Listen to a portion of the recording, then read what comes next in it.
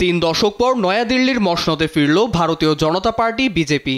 অরবিন্দ কেজরিওয়াল নেতৃত্বাধীন আম আদমি পার্টি এএপির ভরাডুবির পর 2 সপ্তাহ অপেক্ষা করতে হয় সাধারণদের। অপেক্ষার অবসান ঘটিয়ে নয়াদিল্লির মুখ্যমন্ত্রী হিসেবে এমএলএ রেখা গুপ্তার নাম ঘোষণা করল বিজেপি।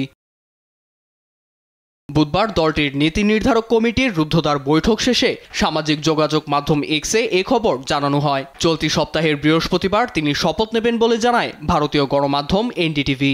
এর মধ্য দিয়ে চতুর্থ নারী মুখ্যমন্ত্রী পেল নয়াদিল্লি। বিজেপির ঘোষণার পরপরই শান্তিপূর্ণভাবে ক্ষমতা হস্তান্তরের প্রতিশ্রুতি দেন এএপি সমর্থিত বিদায়ী মুখ্যমন্ত্রী অতীশী।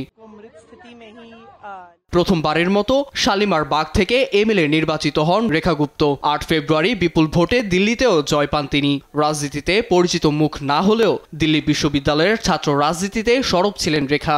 সর্বশেষ বিজেপির হয়ে নয়াদিল্লি শাসন করেন সাবেক মুখ্যমন্ত্রী সুষমা স্বরাজ। দীর্ঘ 27 বছর পর এবার রেখার হাত ধরে নয়াদিল্লির ক্ষমতায় আসলো বিজেপি। নীরব দাস, নিউজ ডেস্ক, দেশ টিভি।